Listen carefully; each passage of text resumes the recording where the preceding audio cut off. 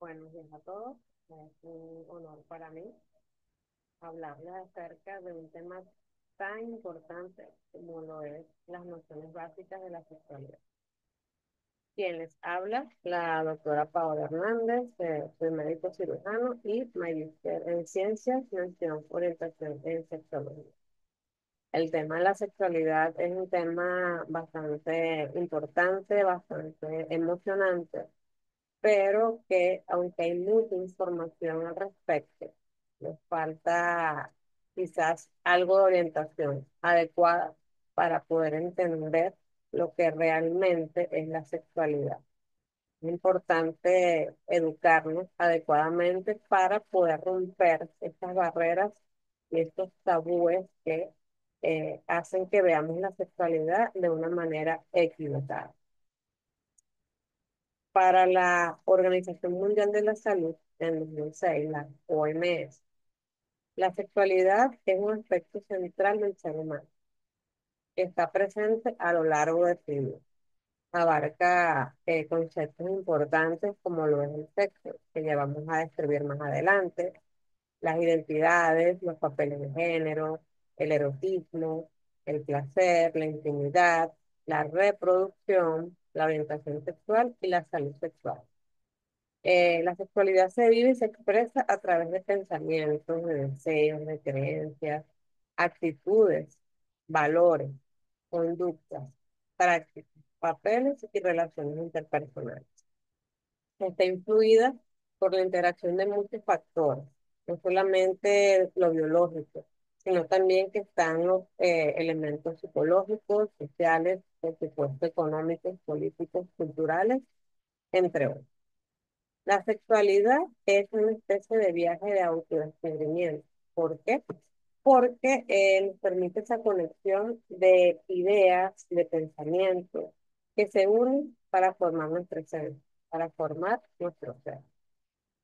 La sexualidad incluye muchos elementos y muchos conceptos, como se mencionó en la definición por la OMS. Y uno de estos conceptos importantes que debemos conocer es sexo, porque cuando hablamos de sexo, quizás nos imaginamos otra cosa. Si preguntamos en la calle a personas lo que es sexo, nos van a decir quizás algunos el concepto real. Pero el sexo no son más que las características orgánicas y fisiológicas que diferencian al hombre de la mujer. Hablamos de los aspectos estructurales, hablamos de los aspectos hormonales, biológicos, entre otros. Mientras que género son los roles, son esos papeles y oportunidades que una sociedad considera apropiadas o adecuadas para cada persona.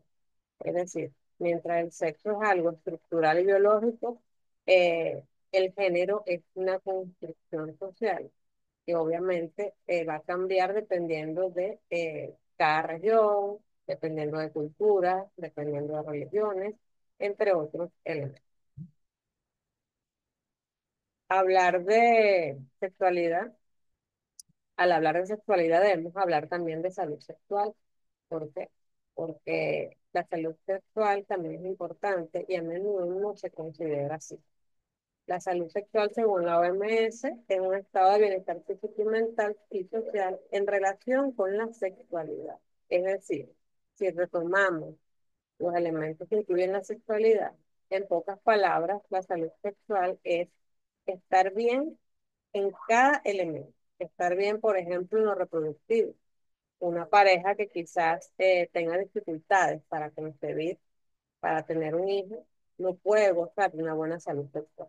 Este es un ejemplo claro de que la salud sexual abarca muchos elementos, abarca muchos factores y muchos componentes. La salud sexual requiere de un enfoque positivo y respetuoso de la sexualidad, que esté libre, por supuesto, de discriminación, que esté libre de violencia y que, por supuesto, respete los derechos sexuales y reproductivos, menciona la OMS en el año 2006. Ok. Los derechos sexuales y reproductivos son factores importantes que debemos conocer. porque quizás al hablar de derechos y preguntemos o interroguemos o conversemos en la calle sobre los derechos a la salud o el derecho a la educación, muchas personas nos podrán responder que los conocen o por lo menos que han escuchado de ellos. Derecho a la educación, tengo derecho a expresarme, tengo derecho a la salud. Eso es muy común. Pero si nosotros preguntamos a un grupo de personas sobre los derechos sexuales y reproductivos, quizás la respuesta que se le pregunta en comparación con los derechos a la educación, esa respuesta no va a ser la apropiada o simplemente van a responder con un no sé o lo desconozco. Pocas personas quizás los conocen. Y esto tiene mucho que ver también con el tema de los tabúes, con el tema de lo prohibido y cómo se concibe la sexualidad en muchas religiones, en muchas culturas, en muchos países, en muchas sociedades, entre otros. Existen, por supuesto, derechos fundamentales y sexuales y reproductivos que menciona el Fondo de Población de las Naciones Unidas en el 2003.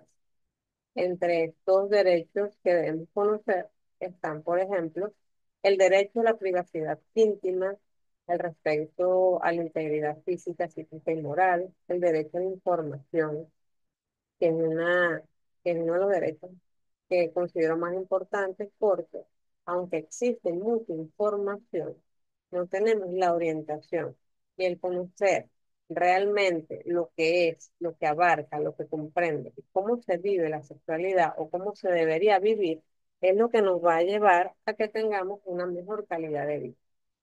El derecho a la educación sexual, es importante educarnos adecuadamente sobre estos temas para evitar pues que existan alteraciones a la salud que van no solamente de infecciones o enfermedades de transmisión sexual, sino que unas incluso pueden derivar en la muerte.